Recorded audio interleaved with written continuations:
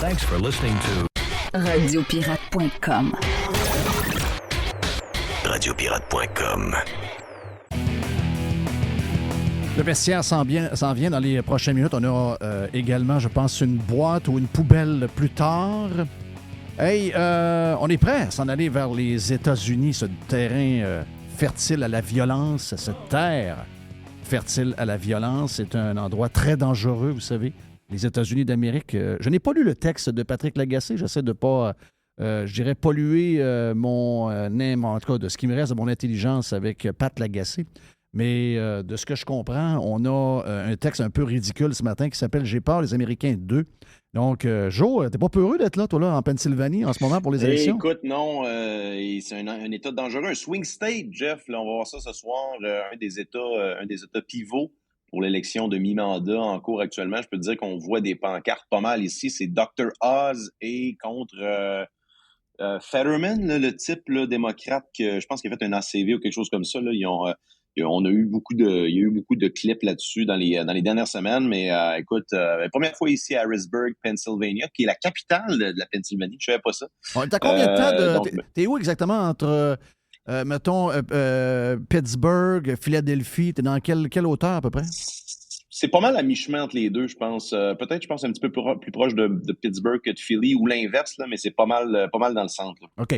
Le gars en question que tu parles, le démocrate, c'est le gars qui se fait passer pour un col bleu mais qui ne travaille pas depuis 25 ans. Là. Donc, c'est ça, il y a toujours un hoodie noir. Là, oui. Fait que c'est ça, c'est lui. Là. OK. Pourquoi tu as choisi la Pennsylvanie? Parce que, bon, l'élection est couverte nationalement à cause, entre autres, de Dr. Oz, qui s'est fait flusher, by the way, par la poffine de Oprah Winfrey, qui s'est accotée sur ses amis pour se bâtir un réseau incroyable au cours des dernières années, au cours des 20-25 dernières années, pour se bâtir un empire financier incroyable. Et l'occasion de remercier les gens qui l'ont aidé à bâtir son empire, la première chose qu'elle fait, c'est qu'elle plante un couteau dans le dos de son ami, le Dr. Oz, parce que lui est républicain et qu'elle est démocrate. C'est quand même une patente drôle à suivre. Mais quand même, la Pennsylvanie, il y a d'autres choses derrière ça, si je ne me trompe pas, avant qu'on tombe dans tous les sujets, c'est que c'est beaucoup relié à ce qui se passe, c'est-à-dire l'énergie, toutes les décisions que le gouvernement Biden et les démocrates ont prises quand ils sont arrivés au pouvoir, couper le pipeline entre le Canada et les États-Unis qui était en construction, le fracking qui était un gros sujet également, des gens ont perdu leur job. Tout ça a fait qu'on a laissé les pays douteux faire ce qu'ils font en ce moment, c'est-à-dire contrôler le prix de l'énergie. Et les Américains, eux autres, quand le prix du gaz monte, quand le prix de la bouffe augmente, on va dire de quoi ils sont très rancuniers à ce niveau-là. Ça risque d'être tough aujourd'hui pour les démocrates, pas à peu près. Là.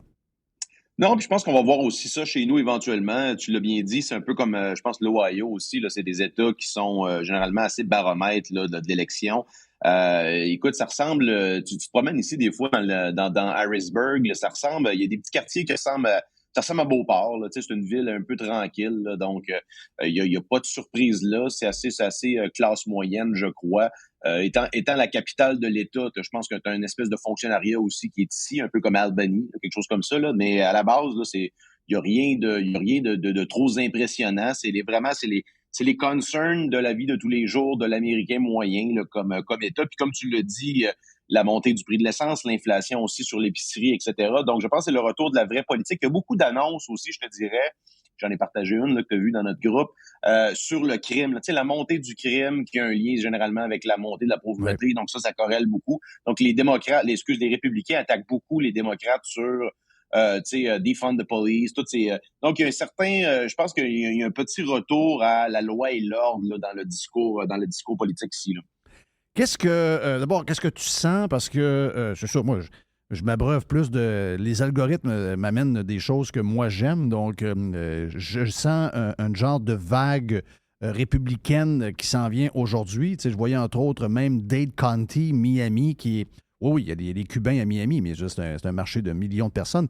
Il y a énormément d'autres latinos qui, eux autres, habituellement, sont plus près des démocrates, qui en ont ras-le-bol des histoires de woke, qui en ont ras-le-bol de defund the police, qui en ont ras-le-bol de toute l'extrême gauche et qui se sont tournés vers les républicains. Et ça semble, en tout cas, je pense que c'est un bon laboratoire. Si Miami-Dade tourne rouge, on va dire de quoi il ne restera pas grand vivant de bleu aujourd'hui. Donc, il se passe quelque chose. Par contre, quand on lit L'autre gang, quand on lit les MSNBC de ce monde ou les CNN ou le Washington Post, on dit ouais, ça va être une vague rouge, on va perdre probablement les deux, mais ce ne sera pas une vague rouge aussi intense qu'on pensait. Tu fais de quoi, toi? Écoute, moi, je pense que c'est plus ton premier scénario. Tu regardes, d'ailleurs, il y avait un très bon article dans le Wall Street Journal là-dessus hier. Il y a une remontée historique, là, en fait, un appui historique du vote afro-américain et hispanophone pour les républicains.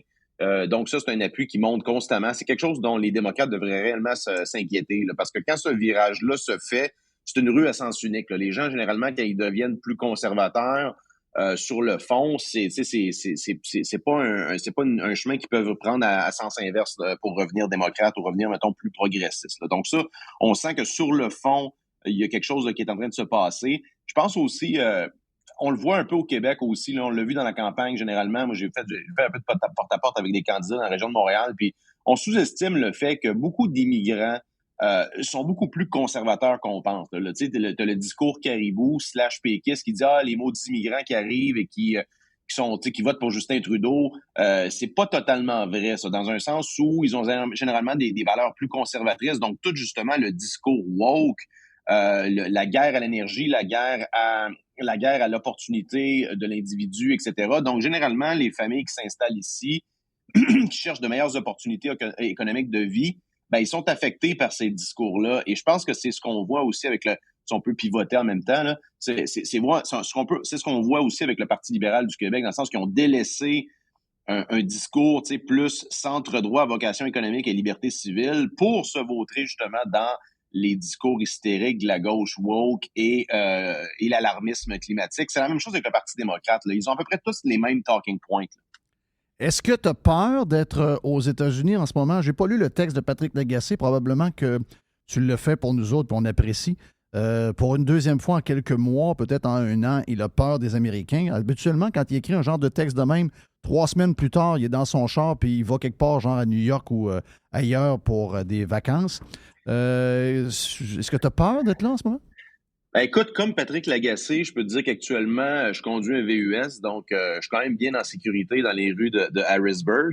Mais non, c'est pas. Je te dis que c'est pas. C'est pas le risque à la sécurité de la personne ici ne semble pas très très élevé. Là, ça semble assez tranquille comme place. Mais écoute, tu dis que t'as pas lu le texte de Patrick Lagacé, mais en réalité tu l'as lu, tu le sais pas là. C'est parce que c'est toujours les mêmes doléances un peu débiles là, à l'effet que.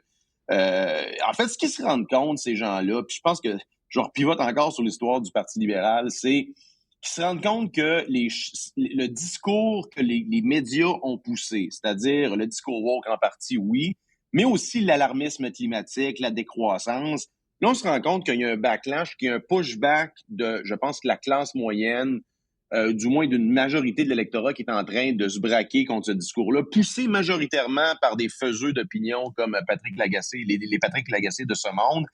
Et eux sentent ça comme une espèce de montée dangereuse du populisme, alors que c'est eux les agitateurs, c'est eux les radicaux. Quand tu lis qu'est-ce qui se passe actuellement sur les campus tant américains que canadiens, où tu as une épidémie réelle d'anxiété et de dépression chez les jeunes qui ne voient plus d'avenir à cause des discours apocalyptiques là, climatiques. C'est qui les réelles menaces là, sur la société occidentale actuellement? Oui, ce sont ces médias-là, ben oui. Ce sont ces professeurs-là misanthropes qui ont des discours lugubres sur l'avenir de la race humaine. Donc, je pense qu'il y a un certain retour à la base de la politique, c'est-à-dire d'ailleurs une statistique qui m'a frappé ce matin. J'écoutais Bloomberg ce matin, puis tu sais que le QQQ, qui est tu connais bien le QQQ, Jerry, qui est le fonds indexé sur le Nasdaq, donc les grosses compagnies tech, etc. Sur 5 ans, XLE, qui est un fonds de, je pense, exploration et production pétrolière, donc toutes les grosses compagnies pétrolières sont là-dedans. Sur 5 ans, ils sont maintenant à peu près à égalité, là. Donc, toute l'énergie a rattrapé les investissements techno là, sur 5 ans, ce qui est quand même majeur, là. Retourne 2-3 ans en arrière et tu dis ça, personne ne te croit, là. Donc, il y a un retour majeur à une économie de base. Et non, ça ne veut pas dire que les technologies vont disparaître, ça ne veut pas dire qu'on va automatiser davantage. C'est pas ça le point, c'est que on a été margin call par la physique. On peut pas imprimer des barils de pétrole ou des mètres cubes de gaz. Il y a une production derrière ça, il y a une chaîne d'approvisionnement qui est complexe. Et quand ces industries-là ont été attaquées de front par justement les médias, la coalition médias, académie et les gouvernements, oui. ben, on voit ce que ça a donné. Puis là, il y a un pushback de l'électorat là-dessus. Mais moi, une affaire qui m'énerve dans l'esprit, je peux dire, de l'agacer, il dit que 70% des électeurs républicains, c'est des complotistes. C'est des genres de failés caves qui croient aux théories du complot. Donc, il dit que c'est 70% de l'électorat républicain. Mais de l'autre côté, les gens qui taponnent 1% dans 100 ans, puis la chaleur, puis le ci, puis les désastres. On est dans le complot. C'est complot pas mal. Non, c'est de la science. Ben, non, c'est du pur complotisme. Là. Puis aussi, c'est pas totalement vrai. Là. Regarde, c'est qui le lecteur moyen? Puis en même temps, c'est pas vrai de l'autre bord non plus que tous les démocrates, c'est des woke avec les cheveux mauves, là, c'est ça. avec leur MacBook Pro chez Starbucks. Là. Faut pas, je pense, généraliser. Mais d'ailleurs, c'est pour ça, c'est que je pense qu'il y a une frange modérée qui était plus économique du Parti démocrate qui est en train de migrer au Parti républicain. Je pense que c'est aussi la même opportunité qu'on voit au Québec avec un certain électorat du PLQ qui cherche un nouveau domicile. T'as peu, Joe.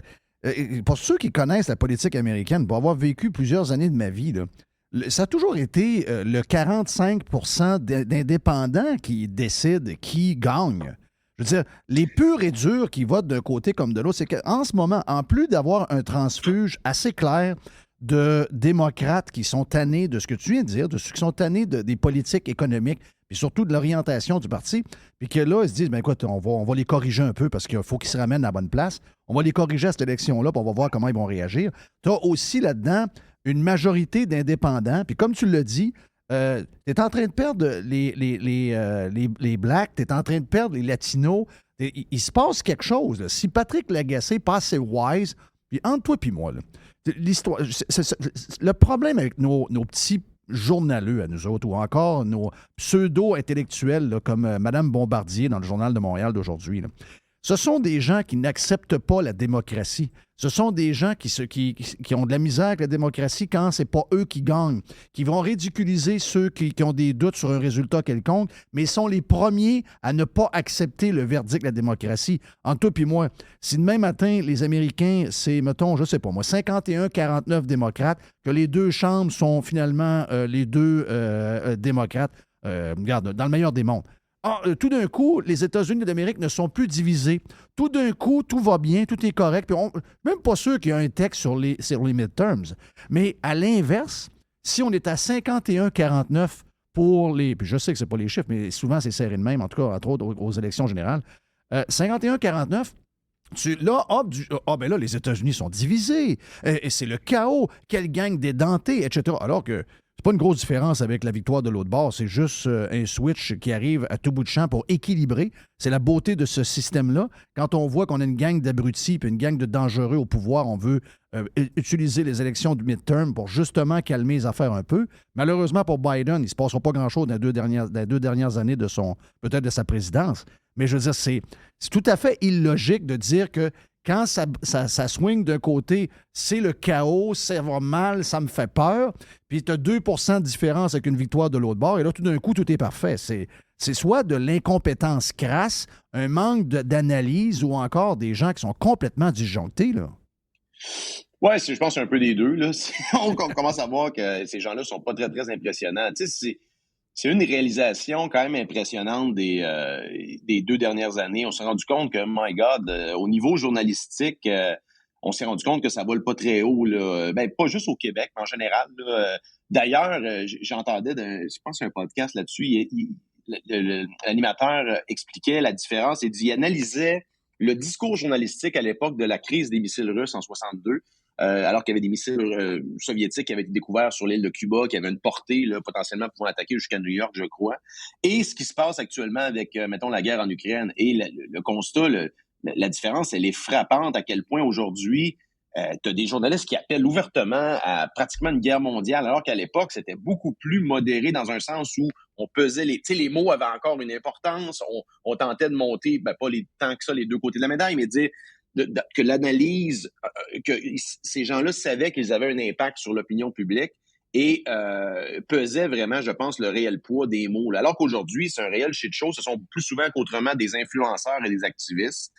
Et c'est ce qu'on voit. C'est la même chose dans la façon dont ils traitent les résultats électoraux. Tu sais, Trump en 2016, c'est les Russes qui l'ont aidé à gagner. Puis par la suite, c'est complètement l'inverse. Le discours a complètement changé. Donc, c'est très, très hypocrite.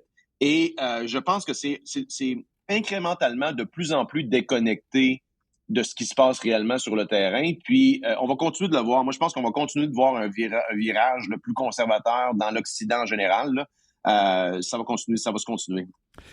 Si on revient au Québec, tu as graffiné un peu l'histoire du Parti libéral du Québec. Bon, Anglade, moi, j'avais collé la shot. J'ai dit le lendemain des élections, malgré le fait qu'il y avait 21 élus, j'ai dit, elle ne verra pas la première neige. Tout le monde est un peu surpris de ça, incluant... Oui, j'en étais, j'étais surpris de ça. Donc, il n'y a toujours pas de neige. Il fait quand même assez doux dehors. Il y a un beau soleil et elle est out. Sauf que là, les noms qui reviennent sont pour la remplacer sont... D'abord, le trois quarts, on ne les connaît pas.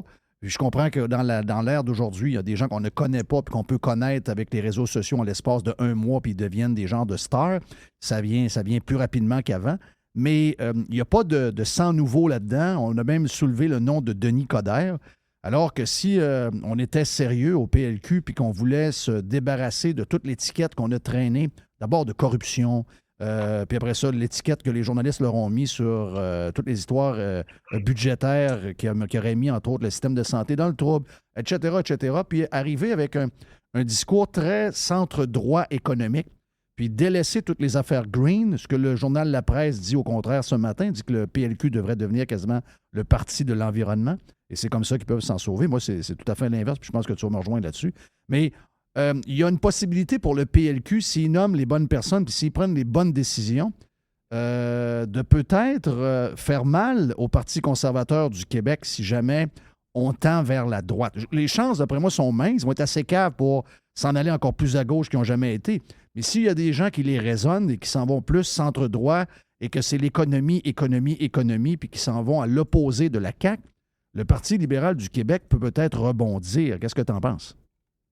Ben écoute, moi je pense actuellement c'est la plus grosse menace qui fait face au Parti conservateur du Québec, c'est le potentiel virage à droite, recentrage, disons, du PLQ, avec mettons, le discours le scénario catastrophe pour le PCQ, c'est ça, c'est un outsider qui arrive au PLQ et qui ramène ça un peu dans le giron, le centre-droit fédéraliste avec une certaine sensibilité nationaliste, là, disons. Là. Je pense qu'il pourrait ratisser très large parce que je pense que, d'ailleurs, tu expliquais tantôt le principe du 45 % d'indépendants de voteurs neutres aux États-Unis. C'est un peu la même chose au Québec aussi. Tu sais, la CAQ gagne avec une certaine partie du vote libéral, autrefois libéral, qui est captif. Là. Il n'y a pas 50 % de... Tu sais, la CAQ a 45-50 % dans certains comtés.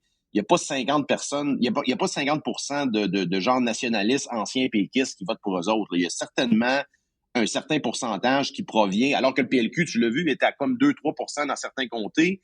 Évidemment, le PCQ a monté dans ces comtés-là, mais il y a encore une certaine partie de l'électorat centre-droit qui est captif à la CAQ parce que c'est le vote par défaut. Là. Tu sais, on veut pas trop changer, premier mandat, donc deuxième mandat. Il y a un certain vote par défaut de centre-droit qui s'en va, je pense, à la CAQ par défaut. Et c'est ça, je pense, qu'un parti libéral qui se recentrerait sur un vrai discours économique. Puis ça, faut le dire. Là, tu sais, là, ils ont dit... les médias disent « Ah, c'est pas de sa faute à Dominique Anglade. » Et la vérité d'un parti en mauvaise posture. Premièrement, c'est de sa faute. Là. En grande partie, ça a été... c'est pas une leader. Dominique Anglade, elle s'est entourée de gens majoritairement incompétents.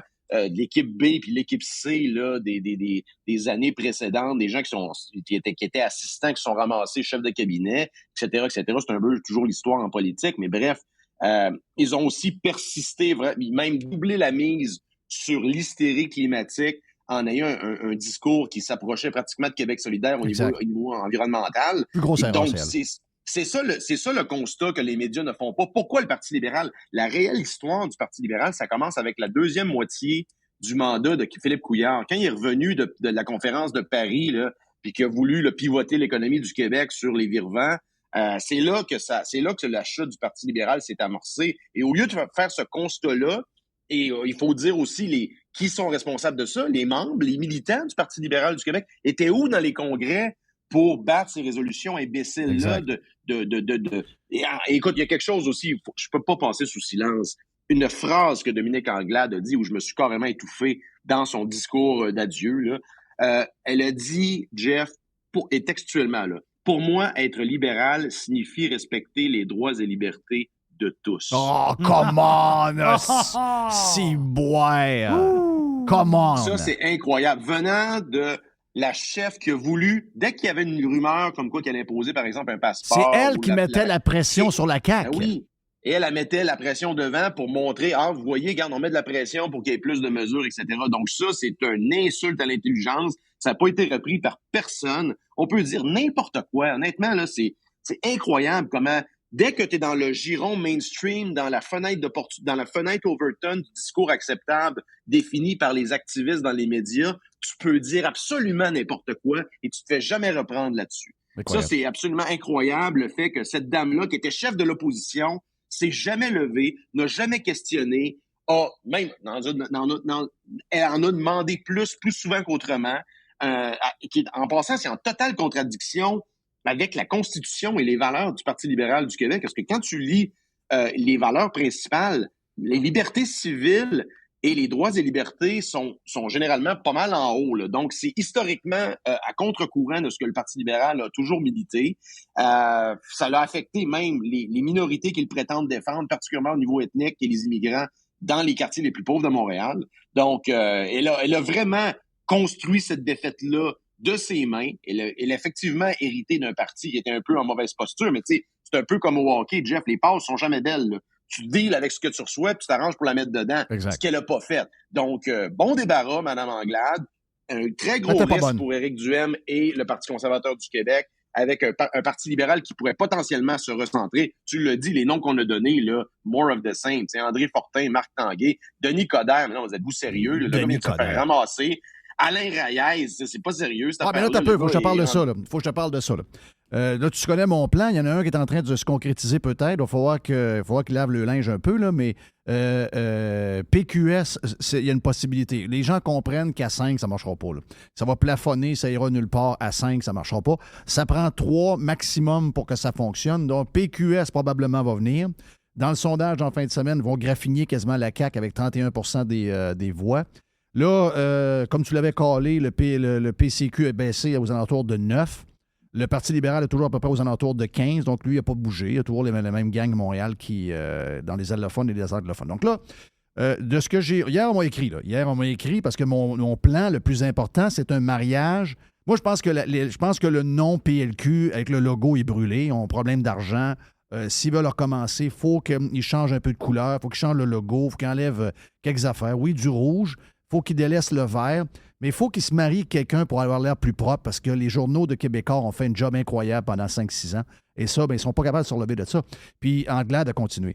Mais là, hier, le message que j'ai, c'est OK, Sam Hamad rencontre Reyes, ce serait son homme. Sam est très important encore dans ce qui reste. Lui n'était pas du bandwagon de Anglade. Donc, Sam Hamad va s'occuper de Reyes.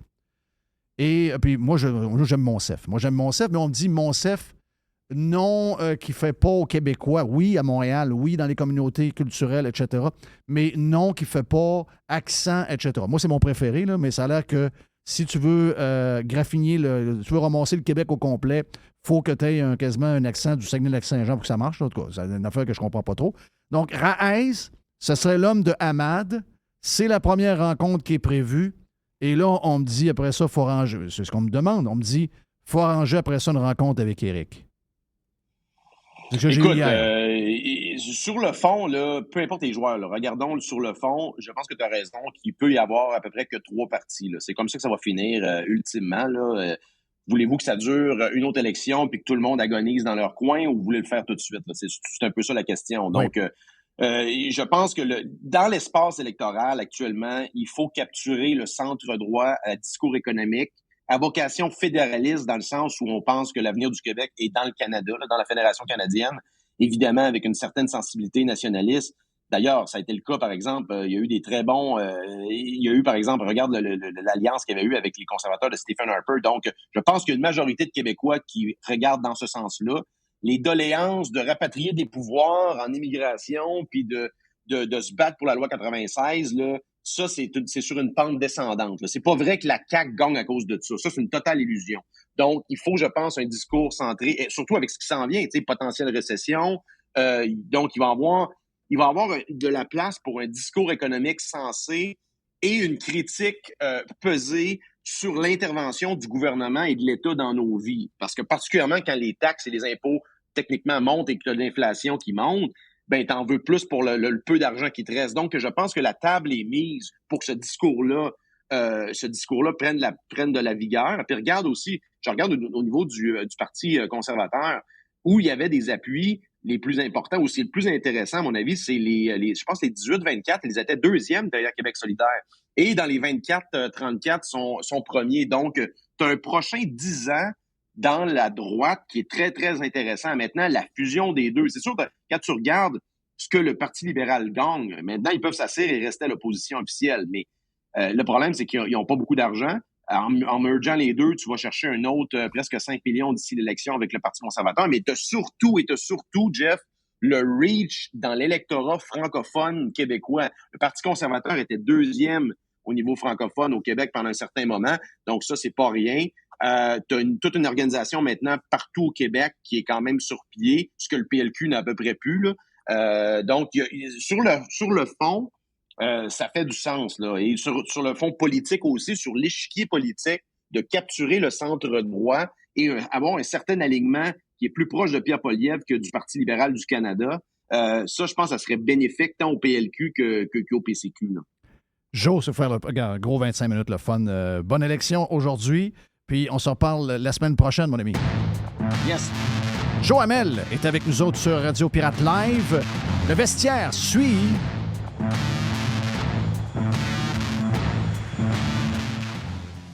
Jeff Filion.